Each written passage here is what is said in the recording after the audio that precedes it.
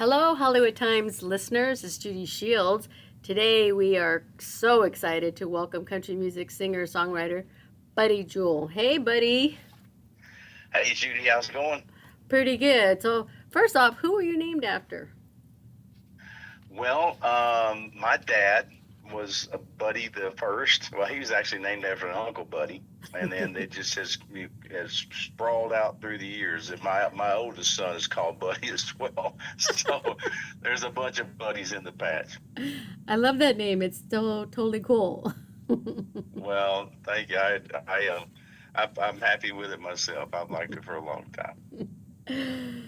Well, we're here to talk to you about a few things, but let's kind of congratulate you on being inducted into the Arkansas Walk of Fame this past May. What was that like for you? That was it was really incredible moment to be recognized by my home state.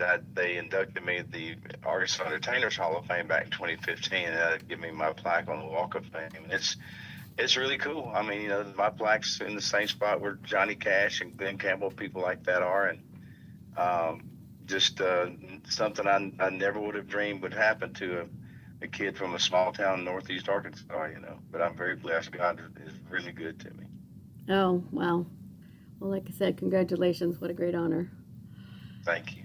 The second thing is, oh my goodness, folks, there's this song out there. It's called Sweet Southern Comfort. And I believe that came out in 2003. It did. It debuted October 17th, in fact, 2003, and was my second big hit off my first album when I came off the TV show Nashville Star. Now you've went and created a video, and folks, this will become an article as well, and I'm going to put that up, but everyone, and share it. There's a video out there that he did, Buddy, with Clint Black. Oh my goodness, and he's on harmonica. It was so amazing to see the Bellamy brothers, and then you also had Marty, Raybon from Shenandoah, right? Yeah, I'm just tickled to death. I got those three entities. Let's just say four guys. Yes, right. David on the record with me. Clint produced the original. He produced my first record. He was our mentor on the TV show. Tell us really quick about that TV show. What was it called? Oh, it's called Nashville Star. It was Yes. the first season of it, I actually Miranda Lambert was on there with me. But I was blessed to win it, and Clint produced the first record, and so he was the first call when we decided to do a remake, and he was nice enough to lend his voice and harmonica talents to the song as well, and then the other guys came on board fairly quickly. I was just really surprised that I got that great talent on the record with me. I know. Can you imagine 20 years ago that song came out, and here it is being re-released? It sounds, I don't know how it can sound even better, but it did. It's totally amazing. Congratulations. One of the things that tickles me about that, Judy, is that my oldest son, Buddy, plays drums with me on the road, and it's him and my band playing on the record. So our road band did the studio work, and I'm just tickled that those guys could be on it as well. What a blessing for you. Yes, absolutely. How proud you must be, and how proud he must be. Yeah, I think he is. I think he's excited. Yeah.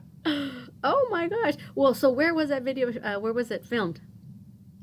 So it was like herding squirrels. Those guys it was easier to get them to go to the studios and sing because nowadays with digital, the way it is, you can record anywhere and just email it to each other or whatever, Dropbox. And so the recording was super easy, but the video, I had to chase those guys down wherever I could catch them. Clint was nice enough. I went to his home studio and filmed with him. The Bellamys, I met them at a hotel. They were playing the Grand Ole Opry that evening, and I took them over to my daughter's in-laws house that lived fairly close to the hotel, and we filmed in their backyard. And then Marty, I had to catch him outside his bus when they were leaving. They were heading for Arizona or something like that one night. Oh my God. Yeah, you're like tailgating with Marty. That was pretty darn cool. Yeah. And then we filmed, I can't remember where we were when we filmed my performance parts on the porch. It was a beautiful place out there where I was. Oh, it was. I wondered where that was. It was beautiful. And just the words that you were singing, just so Jasmine, everything really went with that part of the video. Who produced that for you? You know, my buddy Brandyn Steen that helps manage and promote me and book me was part of that. And then Dusty, oh my goodness, I can't remember Dusty's last name, was a videographer, but he's Oh. really one that put it all together. I'd have to pull up his last name. Forgive me, Dusty, if you're listening.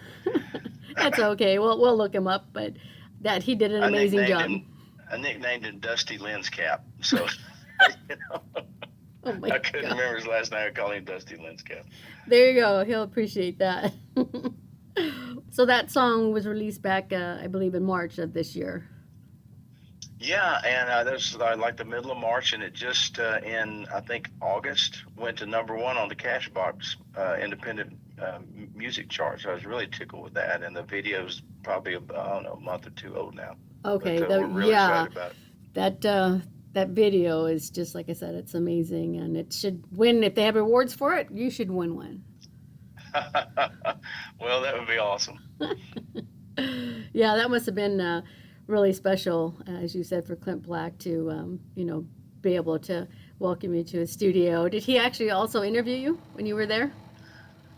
No, you know, I've been to the studio once before, and I'm trying to remember I think maybe it's while we were filming the record 20 years ago. Wow.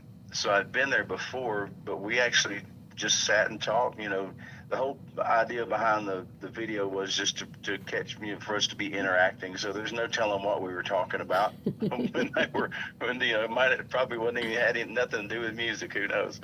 But it came off really well. And I wanted to ask you about his harmonica he was playing. That thing looked huge, like it was a double decker. What was that?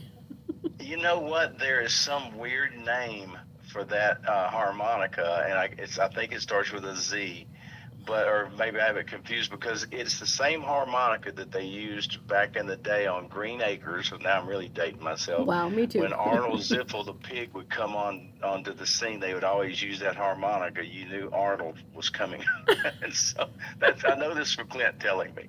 So But apparently it takes a lot to blow that thing because he'd have to take a really deep breath just to hit a note on it, you know. yeah, because Pretty funny. it looked like he was like his cheeks were like a chipmunk full of nuts. Because I'm like, Yeah. look, boy, he's really. I just wanted to talk to you about that. That's one thing I noticed on that video was Yeah, Clint. you should have been there because he did it 3 or 4 times and he's like out of breath. So, Oh my gosh, I'm still trying to interview him. He's one of my interviews I want to do, and I'd like to talk to him. I'm gonna say, did you blow the same harmonica that Arnold the pig did? You know? yeah, you'll have to ask him that one. Oh my gosh. And also with the Bellamy brothers, you said it took a lot. What was it like, to be able to work a little with them?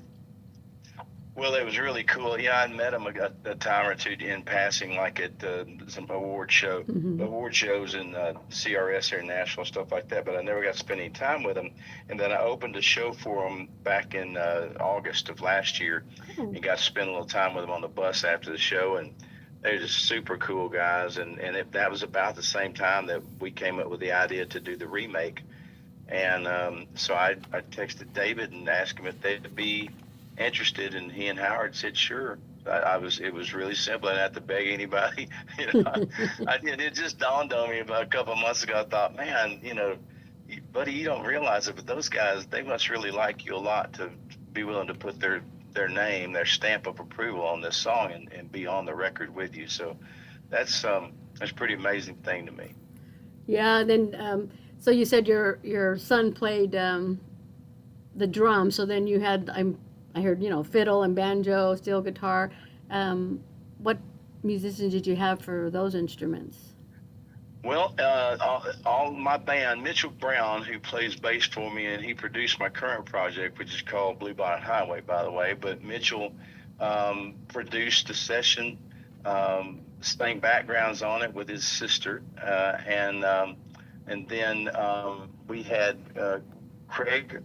I'm so horrible Fletcher. with last names. Fletcher. Craig Fletcher, thank you. Played fiddle and played some of the banjo on it. And then Sid Spiva was on steel. Mike Bryant is on electric guitar and acoustic guitars.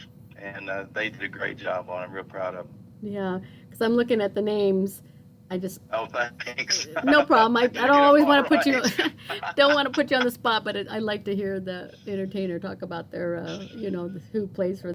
Oh gosh, my brain. Brad Crisler and Rodney Clawson There you wrote go. wrote the song, and actually heard a demo of it when I was on the TV show. They were playing it for one of the other contestants, and I remembered the song when I won, and we put it on the record. Boy, I'm glad I did. I didn't write it. I took people I didn't write, but man, I was smart enough to record it. There you go.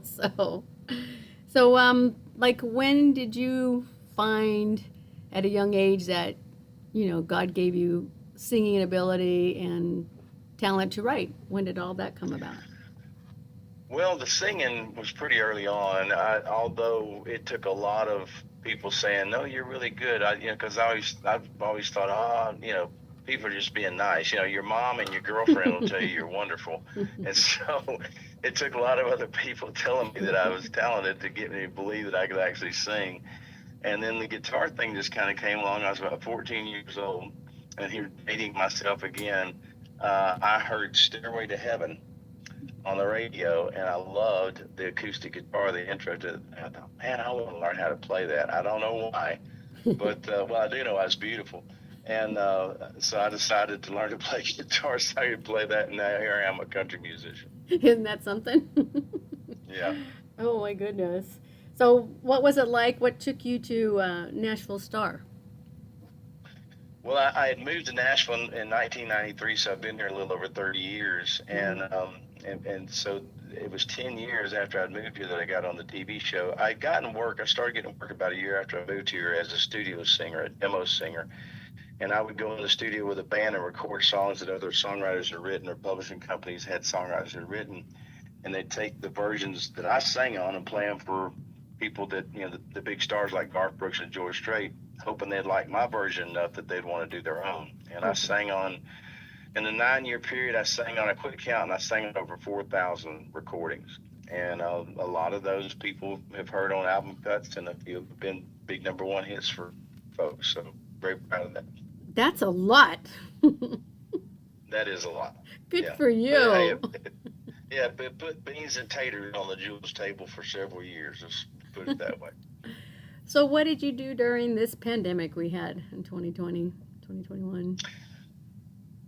I tell people all the time, if you look back at that year for me and my family, you would think there's no way they made it through this thing, but we didn't miss a meal or paying a bill. I only did 3 shows that year because they shut everything down. Mm-hmm. But God was so good that if I needed money, it came from somewhere, and so I was very blessed. We came out of it unscathed, other than losing a year and a half of our lives. Essentially, my wife and I moved literally at the end of 2020 to a new home, not a new home, but a new home for us. Yes. We were empty nesters, and so we spent a lot of 21 just kind of getting the new place, fixed up to our liking. So it all worked out pretty well. Yeah, it just, you had to make it what it was, and we told each other, our family, we're not going to do the news. We're going to just live our lives and go about it. And my sons were essential workers, and I got to work from home, and so I got closer to my grandkids, and so it spoiled me in a way. It was So it was to me, it's like it was God's way of putting us all back together like we're supposed to be. That's a great point, and it was the same for our family as well. We just figured we're going to live our lives and not be dumb, but we're going to live our lives. In fact, my daughter got married in the middle of it in August of that year. Oh, good for she and her husband Bryant got married, and now Lacey, that I wrote Lacey's song "Help Her Out the Rain" about, has her own little girl named Harper. In fact, we're heading into town to decorate for the birthday party tomorrow, and the party is on Saturday, so we're gonna have a big time. Oh my gosh! Wow, that's cool. How neat is that? Oh, there's nothing like having kids and grandkids and all that. Oh yeah, Keeps we're us very humble. blessed. We got three now. Our first grandson was just born back September the 11th, so we got two granddaughters and a grandson now. We're really happy. Very blessed. Oh, wow. Special day to be born. Hmm. Hmm. Yeah. Yep. So let's talk about, let's see here. You've got, I like and love that you were out entertaining the troops.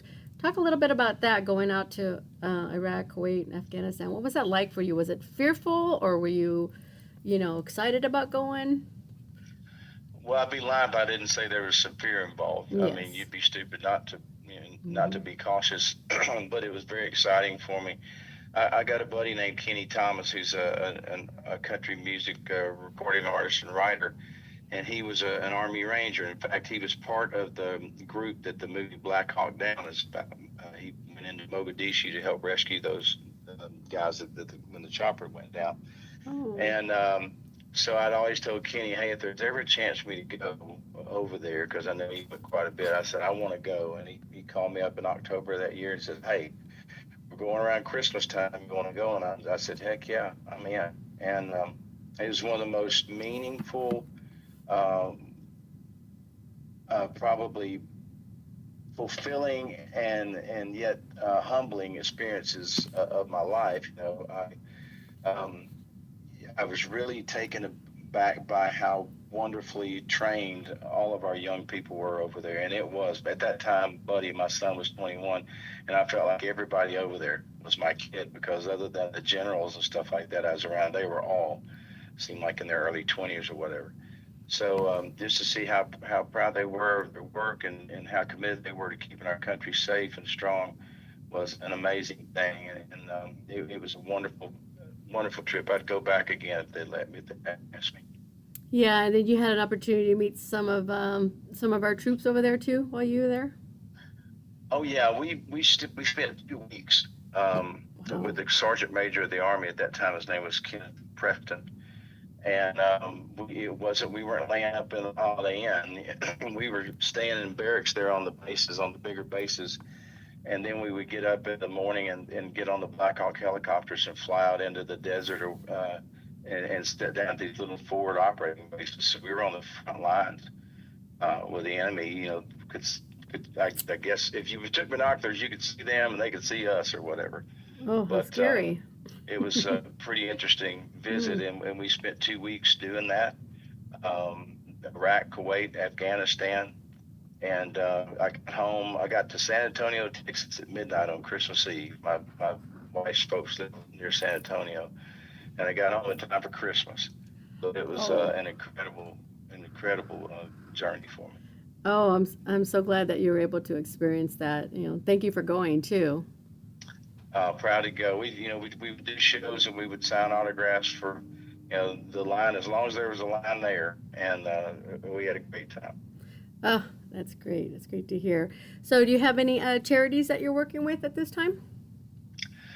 I'm always doing what I can to help out with St. Jude's Children's Hospital, Research Hospital over in Memphis. I had a cousin of mine, Michael Hale, that they helped until he passed away at age 15 Hmm. several Sorry. years ago. And so I've always been committed to helping out there wherever I can. I've visited the hospital, gosh, I don't know, 8 or 9 times so far, and yeah, go in and sing and go visit patients that are too sick to come down, to the Mm-hmm. lobby or whatever. And um, just about anything that has to do with children, if they ask me to help out with, I help. In fact, I'm doing a thing with John Barry and John Ford Coley from England, and John Ford Coley, coming up in November. It's like a Christmas for Kids event here around Nashville. So Oh, yeah, as often as I can, I try to help out. yeah, that's cool. The St. Jude's is I always give money to them, like every month, Yeah, because I just believe in good. everything that they do. Yep. Yeah, us Yeah. too. Well, thank you for doing that. I appreciate it. Oh, for sure. Buddy, what about your social media? How can our listeners find you? Well, I thought you'd never ask, Judy. No, uh, I'm on Facebook. I am Buddy Jewell with the blue check mark thingy or whatever. Instagram, I am the Buddy Jewell, all lowercase, all one word. Any other variations, it's not me. And I'm also on X, formerly known as Twitter, as at Buddy Jewell. So you find me there, and my website is buddydjewell.com. You spell Jewel with 2 L's, Jewell, and you can get my tour schedule. There's merchandise and all kind of crazy stuff on there. So a couple other questions. So you and your wife, what do you dress up as for Halloween? Oh my gosh. You know what? I haven't dressed up for Halloween in several years. I'm usually out working. So I dress up as a cowboy. Good answer. Good I wear a answer. Halloween costume every time I walk on stage. There you go. What does the family do for Thanksgiving and for Christmas? Oh wow! So, well, this year for Thanksgiving we're doing something really special. My daughter's in-laws, Rodney and Jennifer, they, my wife Steen and I become really good friends with them, and we call them our outlaws. And so, both of their family and our family, because all the kids still live near us, are going to Gatlinburg, and we've rented this big cabin, and we're going to stay in Gatlinburg for a week and just enjoy the beauty of of fall and the mountains, and eat a lot of fried turkey and roast turkey and all kinds of different food. I'll gain 5 pounds on there, I'm sure. Oh But my it's gonna be gosh. great. And then for Christmas, we generally every other year we go back to my wife's parents' place in Texas. I promised her dad when I moved her out here 30 years ago that I'd do my best to get her home at least twice a year. And we've done real good keeping that promise. And so we go for about 10 days in the summer, and then we go for about that amount of time around Christmas and New Year's. So and then when we go, all our kids go, and the grandkids get to come now. And my kids have cousins there, and my wife's sisters and brother all live there. So it's really cool. All the kids get to see their cousins and hang out, and it's a wonderful time for us. Cool. It sounds great. So, Buddy, do you have new music coming out? What are you working on currently? I do. Well, I'm slowly but surely putting together a new record. I'm trying to write for it, and I've been so busy, praise God, that I haven't had a whole lot of time to write. Traveling and all the ins and outs of especially I spent a lot of time in Europe this year. And in fact, I just got in from Ireland. I'm heading to Spain, Germany, and Austria here in a week or so. But Wow. it just steals the creative juices from me. But I'm trying to write a bunch. I've got some other things that I've known about, the great songs that I've kind of held on to.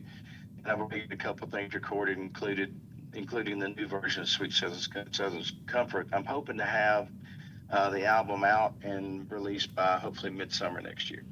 Oh, great. So we'll have another opportunity to talk to you, and hopefully the next time we'll get you on a Zoom so we can see your handsome face.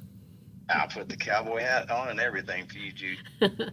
Awesome. Well, you have any last words for us, Buddy? Well, I just want to say thank you first of all, to you. Thank you for having me on your program. I appreciate the free commercial for me. And if there's anybody that owes it to the fans for where they are and how they got their start, it's me. I've been so blessed throughout my career to have so many wonderful people support me around the world. I can't say thank you enough to the fans and to country radio. I wouldn't be here without those three groups. Yeah, we love our country radio. And we are the HollywoodTimes.today, and we are so honored and happy to have you joining us today. And we wish you a great Halloween, Thanksgiving, and Christmas, and be safe in your travels out there. All right, you too, Judy. Thanks for being a blessing to me. No problem.